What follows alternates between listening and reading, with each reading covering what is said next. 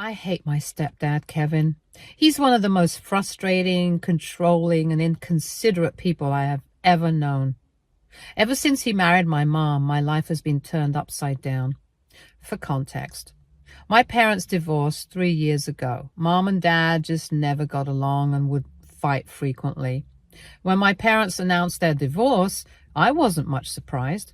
My mom and dad were never a great match from the start, honestly. They tried to make it work, but there was always tension between them, especially when it came to responsibilities around the house. Although my mom technically stayed at home, she didn't enjoy any of the typical household duties that often come with that role. Cooking, cleaning, or even helping me with homework were not really her priorities, and she made no secret of her dislike for doing those things. Instead, she liked to spend a huge chunk of her time on her phone trying to build an online following. She considered herself a beauty influencer, always recording or posting something, even though her follower count wasn't exactly impressive. When she wasn't glued to her phone, she spent much of her time and a significant portion of my dad's income going out with her friends. Shopping sprees, brunches, or beauty treatments, those were her regular activities. She never really fit the mold of what most people think of as a typical mom.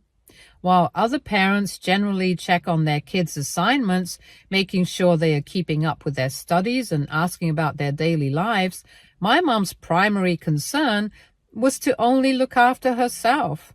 She constantly stressed about her appearance and also expected me to stay thin at all times and put together. It was almost as if she saw me more as a reflection of her own image than as an individual with my own needs. Anyways, after the divorce, both my parents got custody of me, and my time was split between them. Initially, it took me some time to adapt to living between two separate households, and just as I was starting to settle in, my mom met Kevin. She seemed smitten by him from the very first date. In just a few days, they started to officially date, and after a few weeks, Mom made me meet him.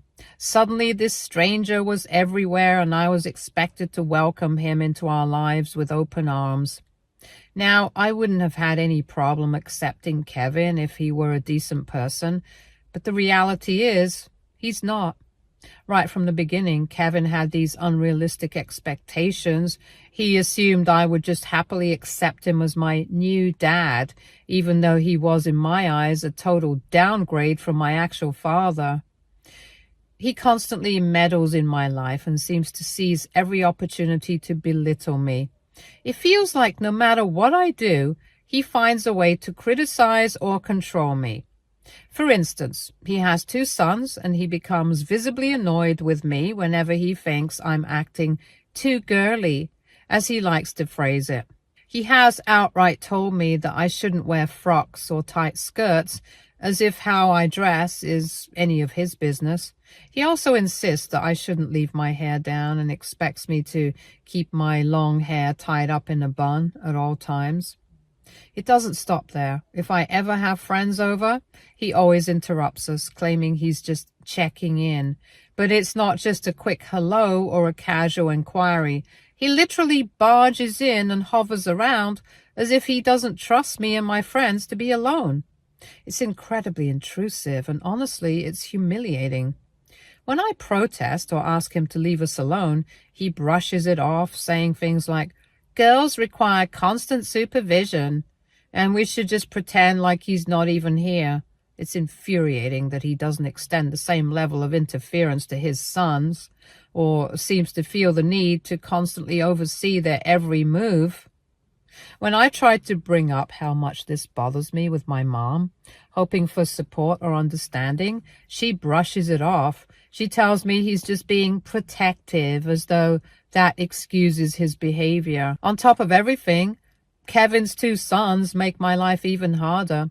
They have no concept of personal space, and their personalities clash with mine in every possible way. They are also relentless when it comes to bullying me, whether it's teasing, mocking, or finding new ways to make me feel small. They pick on me constantly, and instead of stepping in, my mom dismisses their behavior by saying, That's how all siblings bond.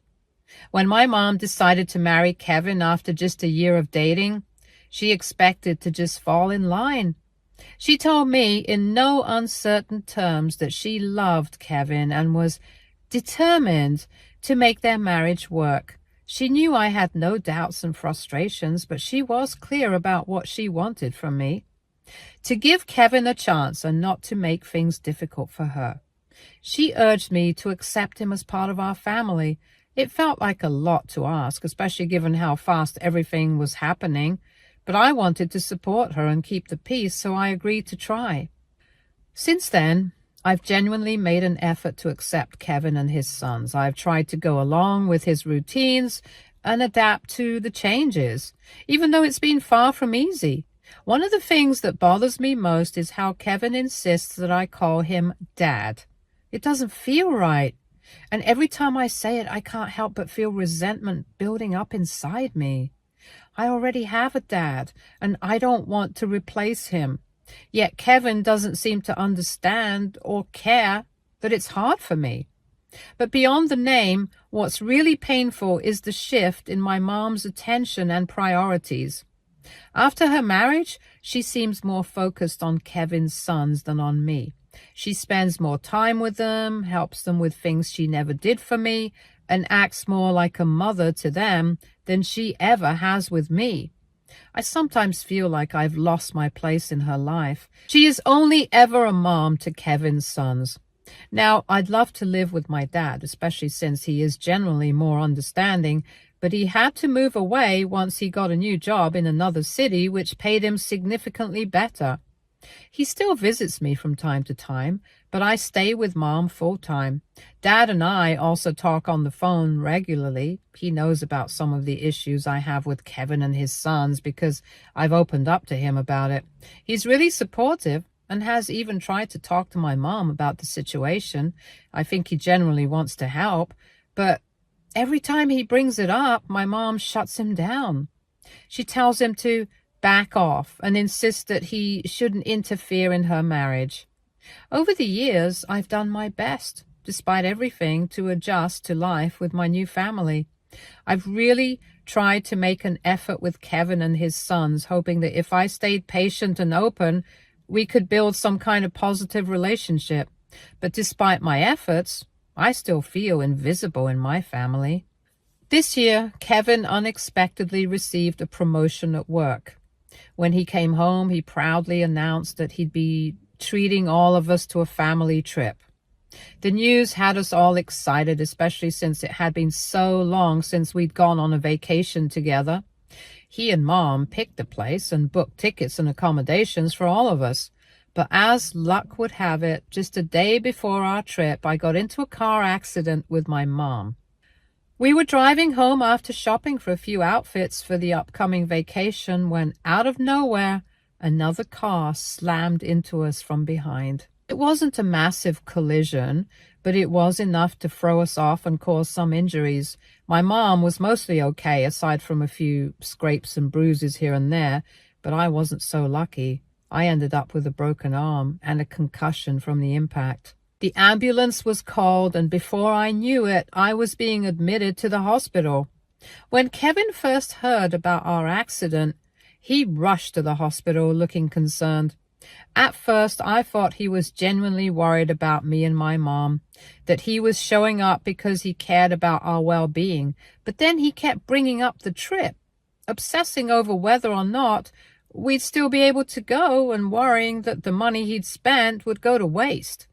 The doctors eventually informed us that due to my concussion, I'd need to stay in the hospital for a few days for observation. They wanted to make sure I was okay before clearing me to go home. But travel was definitely off the table for me. Kevin looked at me frustrated as if it was my fault for getting into the accident and wasting his money. Since I had to stay in the hospital, my mom half-heartedly offered to stay back with me. It gave me a glimmer of hope that she'd choose to support me during such a difficult time. However, Kevin was quick to jump in, arguing that since our plane tickets were already paid for, we were already losing money with me not going, and that it wouldn't make sense for my mom to also waste even more money by staying behind.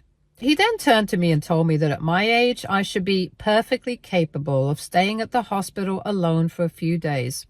He pointed out how safe the hospital was, with doctors and nurses on call 24/7, implying that I had nothing to worry about. Kevin then went on to insist that once I was discharged, he'd arrange for a babysitter to stay with me at home. I argued with him that I wasn't comfortable staying at the hospital alone or having a babysitter take care of me back home. I begged my mom to stay with me instead. My mom did try to stand up for me, telling Kevin that it wasn't right to just leave me alone in the hospital. She knew that this was wrong. However, Kevin still pushed back. He kept arguing that my mom's presence was unnecessary and that her staying would only mean sitting by my side and doing nothing productive the whole day. He made it sound as though her presence was useless, ignoring the emotional support she could actually provide. For him, not wasting his vacation money was more important than anything else. Clearly, he didn't see me as his real child. So he just didn't care about how I felt or what happened to me. I tried to plead that. At 15, I shouldn't be left alone in the hospital. I was scared and in pain, and the idea of going through all of this without any family member around was overwhelming. I suggested a compromise, saying that maybe Mom could call my dad to come down and stay with me while she and Kevin would be gone. Sure, it would take a little time for him to get here since he lives in another city, but I was confident he'd come in a heartbeat if he knew I was hospitalized. I thought this could be a way for them to still go on their trip while making sure I wasn't alone. But Kevin shot the idea down almost immediately. He dismissed my concerns, saying I was being silly and making a big deal out of minor injuries. He brushed off my suggestion of calling my dad, claiming it would only make him worry unnecessarily. According to Kevin, there was no need to disrupt anyone else's plans over something as trivial as a concussion and broken arms. Injuries that would heal just fine with a few days of hospital rest. In the end, Kevin's pressure worked. I looked at my mom, hoping she'd stand her ground and insist on staying with me, but as usual, she gave in to Kevin. Rather than fighting for what I needed, she agreed to leave. She stayed with me for only a single night, which brought me some comfort. I clung to the hope that maybe after seeing how vulnerable I felt, she would realize I needed her there. But the next day, Kevin showed up at the hospital to pick her up, eager to head off on the trip as planned, without any consideration for how I was doing. After my mom left me alone at the hospital, I felt abandoned and betrayed. After just a day of being there by myself, I couldn't hold back the tears anymore. One of the nurses noticed me crying, and after realizing that I didn't have anyone around to check on me, she kindly offered to call my mom. I told her it was fine, that they probably wouldn't answer anyway, but she insisted, so I gave her my dad's number. I was half expecting that my dad might scold me or tell me, just like my stepdad had, that I was overreacting and that being alone in the hospital wasn't a big deal. But the moment my dad picked up the phone and was informed by the nurse about my situation, he was immediately concerned. He sounded more worried than I'd heard him in a long time, and asked me if my mom had really gone off on the trip without me. I explained the whole situation, telling him how Kevin had insisted it was fine to leave me because he didn't want the trip money to go to waste, and how Mom had ultimately agreed to go along with it. My dad was furious. As I told him everything, he went quiet, but I could feel his anger simmering. He then told me that my mom had only mentioned we'd been in a minor fender bender, downplaying the entire situation. She hadn't mentioned a single word about my broken arms or my concussion, or that she and Kevin would be leaving me alone in the hospital. According to what she told him, there was nothing to worry about, so he hadn't felt the need to reach out to me. Hearing that Mom had knowingly lied about my situation to Dad made me feel even more hurt and betrayed. My dad immediately assured me that he was going to come over as soon as possible. He told me he'd drop everything and drive over to the hospital and stay with me no matter how long it would take. For the first time since I'd been admitted, I felt a sense of relief, knowing that my dad was coming to be by my side and that finally someone was taking my situation seriously. And as I sat there waiting, I realized just how much I needed that kind of support in my life. Within just 2 hours, my dad arrived at the hospital, and seeing him walk through the door felt like a huge weight had lifted off my chest. I started to cry as he hugged me and reassured me that everything was going to be okay. He then immediately went to speak with my doctors, making sure he understood every detail of my injuries. I could see the relief on his face when he confirmed that. While my injuries were painful and serious, they weren't life-threatening. He was very regretful for not being there for me sooner and for not questioning my mom's version of events. He told me he regretted trusting that everything was fine without checking in on me directly, and it was clear that he was beating himself up over it. Obviously, my dad's anger toward Kevin was palpable. He was furious that my stepdad had the audacity to treat my needs so casually and then chose to go on a trip rather than ensuring I was taken care of.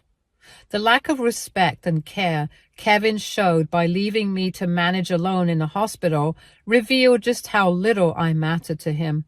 His actions spoke volumes, making it clear that despite being in a relationship with my mom, I was nothing more than an inconvenience to him. My dad tried to call Mom and Kevin, but neither of them picked up his calls. This made Dad even more furious, and he swore up and down that he was going to teach Kevin and Mom a lesson for abandoning me like this. Over the next 2 nights, my dad stayed right by my side, having taken leave from work to make sure I wouldn't be alone. He didn't leave me for a moment until I was finally discharged, and even then he wasn't comfortable with me going back to Kevin's house, where I'd be left with just a babysitter until everyone returned. Instead, he insisted I come home with him, so I agreed. Once I settled in at my dad's place, he tried reaching out to Mom again. She claimed she had missed his earlier calls because she was having so much fun with Kevin and his sons. Hearing this only fueled his anger more, and he didn't hold back. He firmly told her that her behavior was unacceptable, that abandoning me in the hospital was a serious act of neglect, and that he planned to take legal action to hold her and Kevin accountable. He even mentioned taking her to court if necessary, so she could even lose custody of me, making it clear that he was prepared to report both her and Kevin for their actions. Since then, my phone has been constantly buzzing with calls and texts from both Kevin and my mom. Instead of acknowledging what they did or expressing any sort of apology, they've been sending message after message accusing me of ruining their vacation by telling my dad about my situation. Kevin has even gone as far as to say that all I had to do was keep my mouth shut and quietly stay in the hospital without making a fuss. According to them, everything would have been fine if I had just complied with them. AITA for throwing my mom and stepdad under the bus? Update 1. For everyone asking, now that I've had some time to think about it and have talked to my dad, I realize that there has been so many times over the years that Kevin and Mom neglected me, and I just let it happen. I stayed quiet, hoping things would change, but they never did. It's hard to admit, but I allowed myself to be pushed aside for their convenience, and now, looking back, I can't believe I tolerated it for so long. For example, Kevin frequently undermined my relationship with my dad. He would constantly make negative comments about him, saying things like he was a deadbeat or a loser compared to him. This was because Kevin strongly believed my dad wasn't a good husband to my mom, and hence he had the right to bash on my dad. Mom also never asks him to stop. Whenever I have had issues at home or tried to talk to Mom about them, Kevin always dismisses my feelings by telling me that I make a big deal out of things, or I'm just too sensitive because I'm a girl. He often claims that this is why he's so lucky to have only sons. Kevin constantly shows favoritism towards his sons, even in the smallest day-to-day interactions. He doesn't mind giving them money for any expense they have without hesitation, but whenever I ask my mom for anything, Kevin interrogates me with countless questions. He constantly claims that I'm buying unnecessary things and wasting money, even though it's not even the money that I spend to begin with. It's my dad's money, so I'm allowed to spend it however I want. Despite being in the same house, we never spent quality time together as a family. Kevin and Mom would often make plans with his sons and leave me out, claiming they didn't want to bother me or that they wanted to spend some quality time together without me. This often left me feeling abandoned and unimportant. They would go out for dinner or do things that they enjoyed without considering that I might want to be included. This is probably why I was so excited to join them on the vacation, because they rarely ever included me in their plans. Kevin and Mom also don't like to celebrate my birthdays. They always tell me that since Kevin's sons don't make a big deal out of their birthdays, I shouldn't expect much either. It's like they believe I don't deserve any special attention just because it's not their way. And when it comes to gifts, I end up getting things that I don't even like or use, as if they don't care enough to put any thought into what I would actually enjoy. Whenever I was struggling with school, Kevin would say things like, "You're just lazy, that's your problem," or "Why do you even bother with that stuff?" Instead of asking what was going on or offering help, he made it about how it inconvenienced him.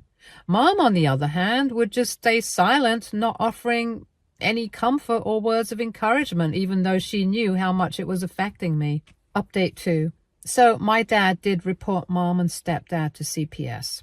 It wasn't a decision he made lightly, but he felt it was necessary to ensure that what had happened wasn't overlooked.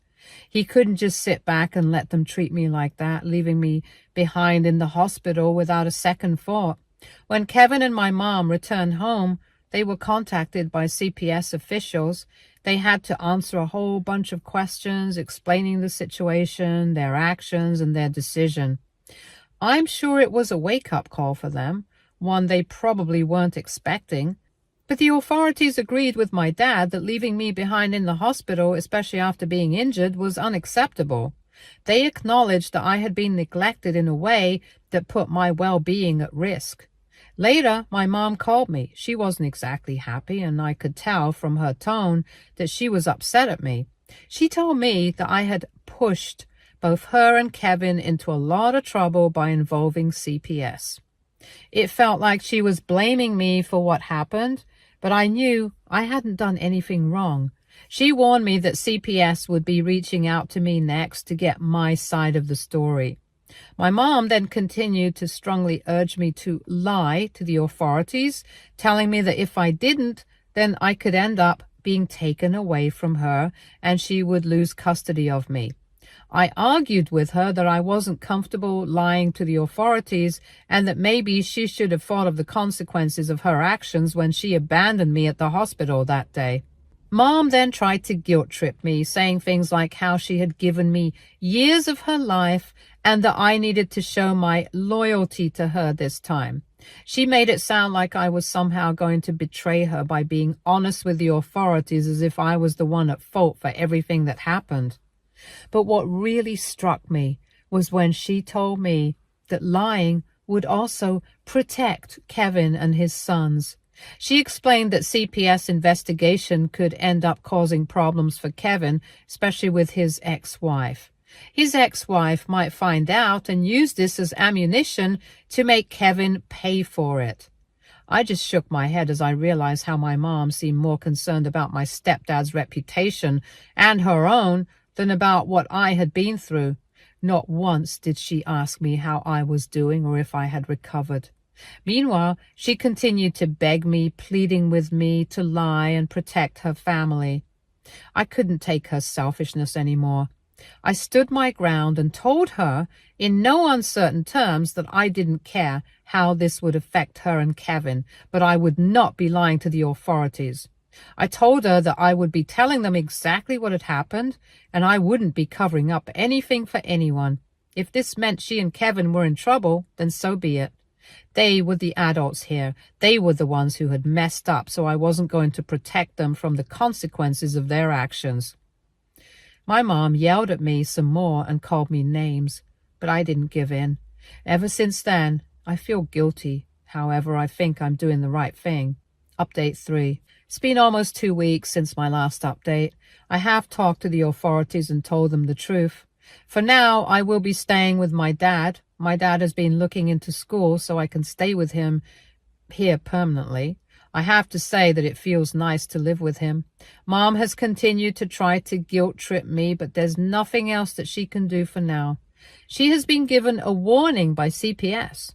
Mom clearly neglected her responsibility to me, and that could not be ignored. CPS has asked her to make significant changes, like attending mandatory parenting classes and counseling, to address her issues with neglect and her relationship with me. Kevin was also scrutinized as he had shown a lack of respect and care for me, especially during the hospital incident. CPS made it clear that they would be closely monitoring the situation if and whenever I came over to stay with them, and that any further neglect or mistreatment would lead to more serious consequences. Update 4. Wow, can't believe that it's been almost 4 months now since I have been living with Dad. I feel like I'm finally in a place where I'm not constantly walking on eggshells or doubting my worth. Living with Dad has been such a huge relief. He's supportive, listens to me, and most importantly, he respects my space and my decisions. It's been a complete 180 compared to what I was dealing with before. I feel heard here. I can talk about my day, my struggles, my dreams, and he actually cares. I've been able to focus more on school and my mental health, and I feel like I'm finally getting back to who I really am. I've also made some amazing new friends at school, and I genuinely love spending time with them. In fact, last month, for the first time in a long time, I actually got to have a proper birthday celebration. I invited all my friends over and we had a pizza party while watching cheesy romantic movies. It was the kind of birthday I'd always wanted but never got when I lived with my mom and Kevin. As for Mom, things are still complicated. She's been trying to contact me more frequently lately, even sending me texts about how sorry she is and how much she misses me. Part of me feels guilty for staying away, but then I remember everything that led to this point. I've made it clear to her that I'm still not ready to come back, and while she tries to reach out, I've established boundaries for myself. Her actions were damaging, and she needs to take full responsibility for that. As for Kevin, he hasn't apologized or taken any responsibility for his actions. Honestly, I'm not surprised. He's never shown any real concern for me or my well-being. The way he treated me, especially when I was in the hospital, is something I'll never forget. Whether he ever changes or not doesn't matter to me anymore. I'm not waiting around to find out. I've learned to rely on myself and the people who truly care about me, and that's enough. Stay tuned for more stories from our girl relationships.